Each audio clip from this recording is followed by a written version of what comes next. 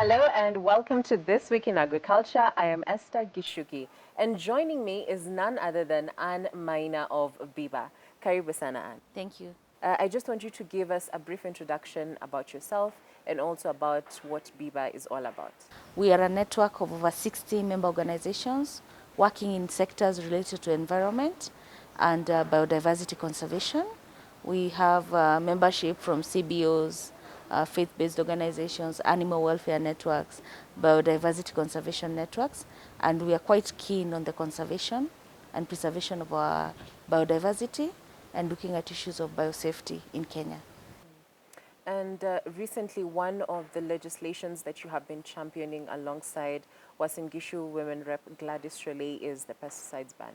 Can you tell us what was the motive behind that legislation?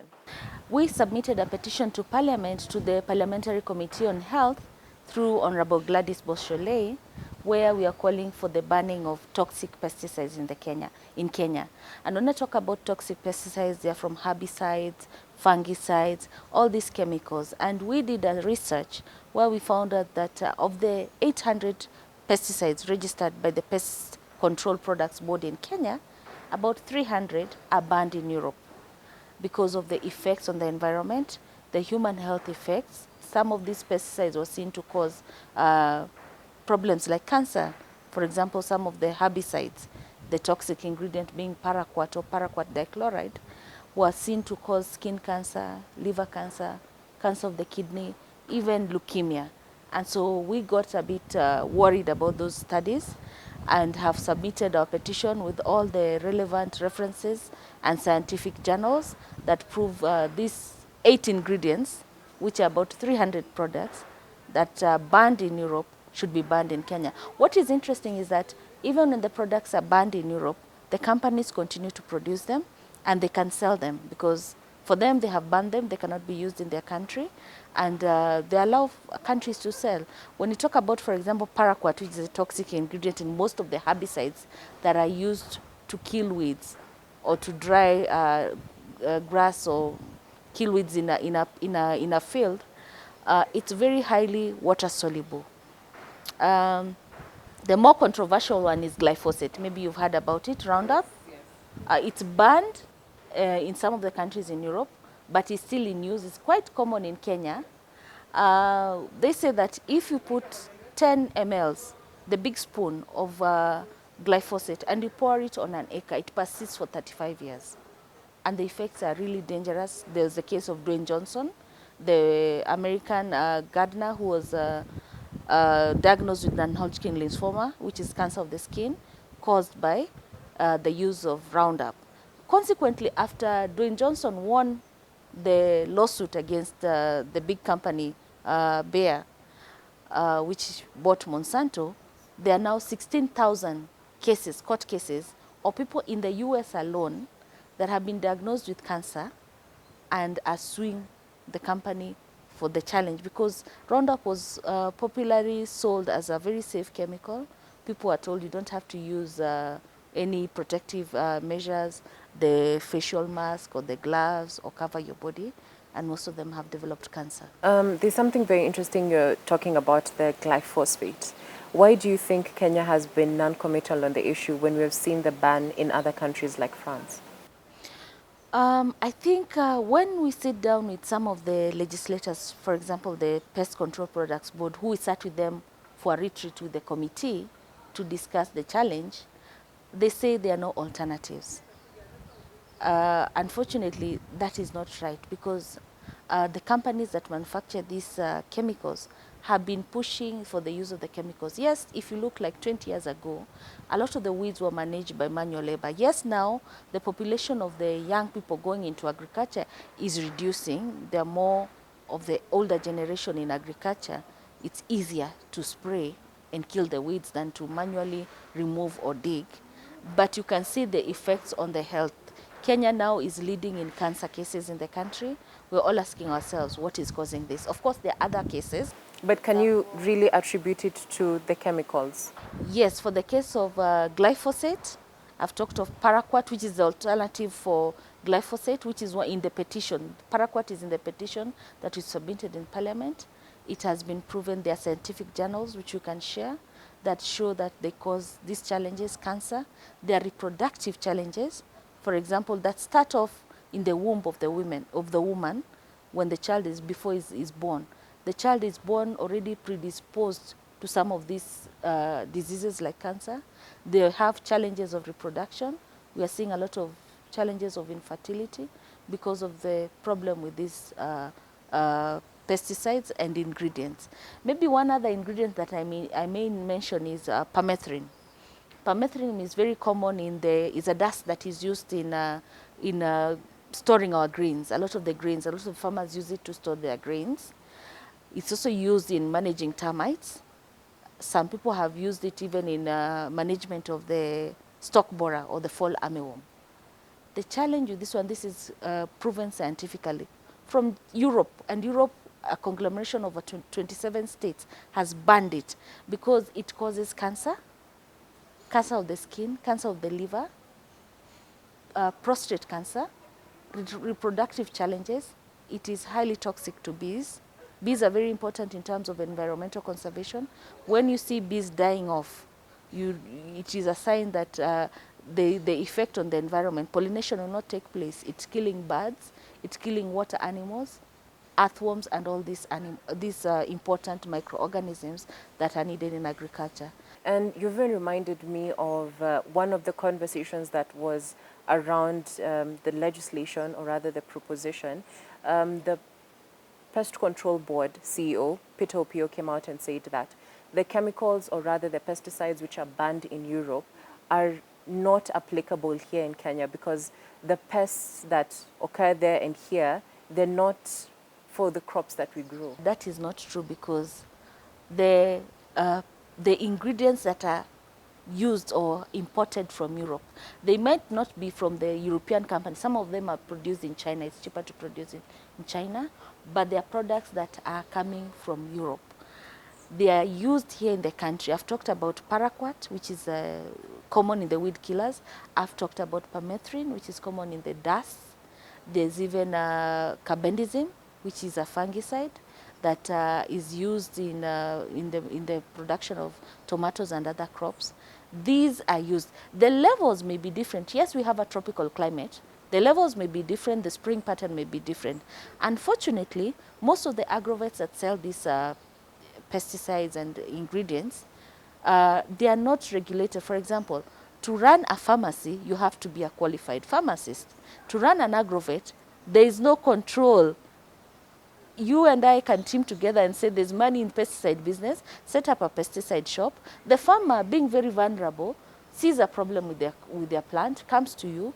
You're like, use this, but I'm not a qualified agronomist or person who can advise well. So you find the farmer is also desperate. They are growing their mangoes. Their mangoes are being attacked by fruit flies. They decide, I'm going to even use a concussion. The tomato farmers are even using chemicals that are used in cattle dips, acaricides, to spray their tomatoes because tuta absoluta is becoming unmanageable. Or they are mixing even the chemicals that have been used, for example, to manage this so-called kunguni or bedbugs, delete, using and mixing them up to manage the pests that are attacking their crop. So regulation is not well done. Even control and checking who is selling these products is not well done. But I insist the products are the same. The difference could be how to use them, how much is required, but that still is a failure on our regulatory agencies. Okay, thank you for your insights, Anne. We'll revisit that discussion a bit later on, but I want us to get right into our stories of the week. So the Kenya horticultural exporters who farm their produce for export have on several occasions had to contend with several losses.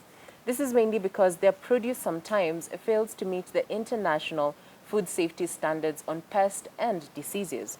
In an interview with Farmers TV, the farmers revealed that for their produce to qualify for export, it must have a pest and disease tolerance of between 0 and 5% of rust and between 0 and 5% of anthracnose.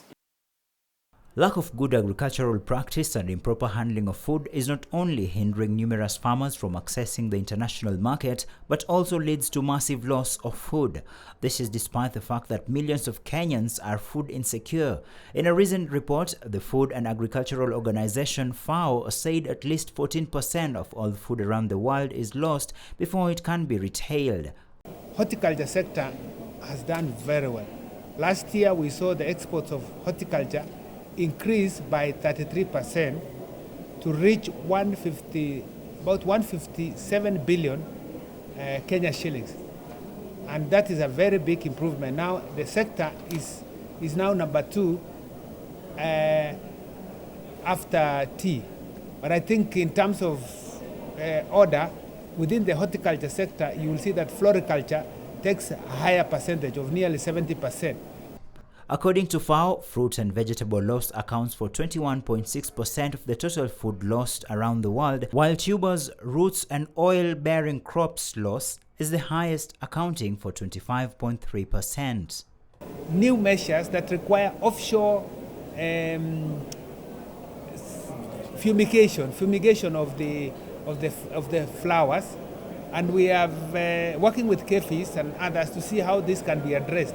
But we have also encouraged the private sector to see if they can invest in fumigation facilities to ensure that they continue to access that market.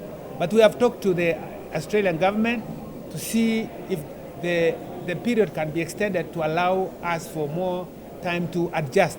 But that is an important market. We are also in US, which is an important market. We want to maximize the remaining years of AGOA of 6 years to 2025. So we're working through our AGOA strategy to see more access to that market, especially through direct flight, which was launched last year. And we have seen great improvements in our export to US through the direct flights. Every day, I think the KFC will tell you, but we've seen our planes carrying our flowers to US, even though it's to New York, which doesn't have enough facilities, because I think Miami is a place where there are more facilities for the flowers in terms of lengthening the shelf life. Exporters have meanwhile been advised to adhere to the common global standards by the World Trade Organization, World Health Organization and FAO. I want to get your reaction to that story. Avocado is becoming a key product, especially from farmers from the central part of the country, which is very good. Unfortunately, you heard recently about China only rejecting most of the product or the people who were willing to export the avocados to China. The main reason being the indiscriminate use of pesticides. The farmers are not well aware about even the spraying schedule, how long you should take before, how long you should, after you spray, how long you should take before you harvest. This is a big challenge. And I think for us it's important that our regulatory agencies, for example, the Kenya Plant Health Inspectorate Services, come in and advise properly the farmers so that we do not lose our export market. This year has been very good. We've been exporting a lot of avocados. The price in the local market is very high. It has gone up to 48 shillings. You cannot easily get avocados now because everyone is running for the export market. But if we continue in the way we are continuing, where farmers sometimes not being well informed are indiscriminately spraying the avocados, then we may lose that export market. It's important that even the PCPB, the Pest Control Products Board, regulates the kind of pesticides that are used even in the country, those that are harmful to be withdrawn from the Kenyan market. So there needs to be a lot of education to farmers and everyone across that value chain, and also control. But for a commercial farmer who is watching this and thinking, okay, organic farming is expensive, what would you tell them? It's a price you have to pay because they say to move from conventional to organic might take you 3 years.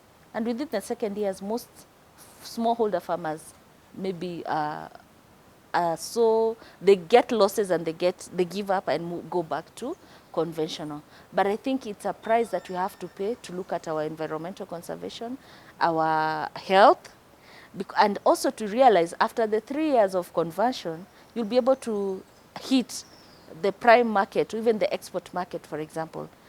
Everywhere, if you go to Europe, if you go to the US, they are looking for organic products. Even the Kenyans are beginning to appreciate the importance of eating organic food. So I think it's a price we have to pay. Maybe with some support from our national and county government, agriculture ministry, it can work. But it's a process that we have started. Maybe to mention, we are working with the Kiambu County government, which has made a decision to go agroecology. Agroecology is a process of going back to producing it's a holistic system. It includes organic farming, permaculture, the reduction of use of chemicals, pesticides, and fertilizers. It's a process we're already beginning to discuss. Yesterday, they had a chance to visit Sylvia's Organic. Sylvia is a farmer, a youth farmer, who is operating in Limuru, started an organic farm because her biggest challenge was that her children had developed so many allergies.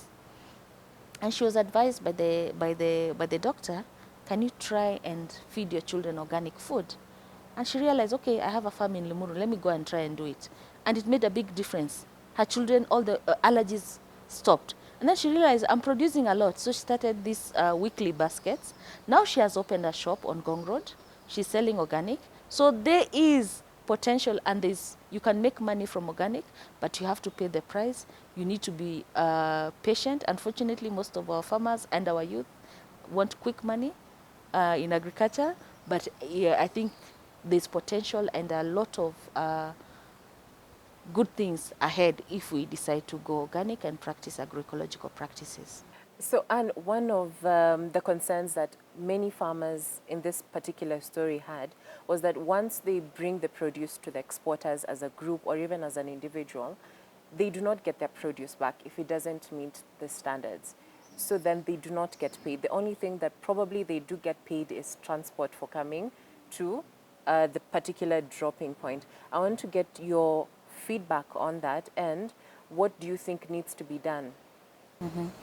I think there's been that challenge, not only for avocado, but even macadamia farmers, where because of the good prices that are attracted in the export market, farmers are harvesting too early. So the dumping is happening. For me, I think it's a challenge that farmers need to pick up and ensure that they harvest when the product is ready. Because once you take it to the export market, it will jeopardize our export market. If we export products that are not mature to the export market, then we may lose that market. And farmers are really celebrating now the good prices with avocado, macadamia, and other horticultural products. But they need to ensure that they follow the principles and the timing when to harvest products that are mature. Because at the end of the day, we need that market and we need the exports. We need the revenue that comes from there. Our agencies that are charged with regulating and checking don't do that much. If they do, they're not sharing. For example, we know, for example, like Kenya Plant Health Inspectorate Services, KEFIS, does regular monitoring. And in our research that we did when we came up with the petition to Parliament, we picked from some results that were coming from KEFIS in 2018, where they noticed the maximum residue levels were too high in some of the products in the market.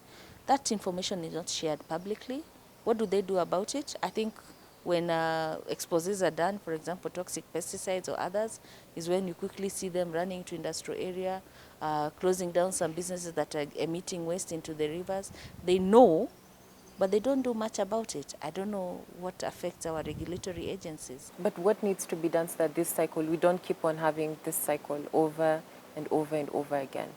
I think it's also important for the consumer and the Kenyan public to be made more aware. We are very happy with the press doing a lot of this expose, because it also comes from the consumer demanding to have the right product in the market. Some of the fungicides, for example, that were banned in Kenya, they're still coming in through some of the unscrupulous channels from neighboring countries, but nothing much is done about it. PCPB knows about it, but they don't do much about it. So it has to come from our parliamentarians, the consumers, the agencies that are working on these issues, raising the voice so that even as a farmer, when you go to the market and you see this product and you know it's banned, you can be able to raise your voice and say, I'm not going to use it. More awareness even with the farmers to realize some of the effects. You heard it straight from Anne. It is you and I to start. And we'll move on to the horticulture sector, where Kakuzi, one of Kenya's agricultural cultivation and manufacture company, last Friday held its annual event for avocado smallholders Farmers Field Day. The event attracted over 500 farmers and allowed them to take part in various education and training programs.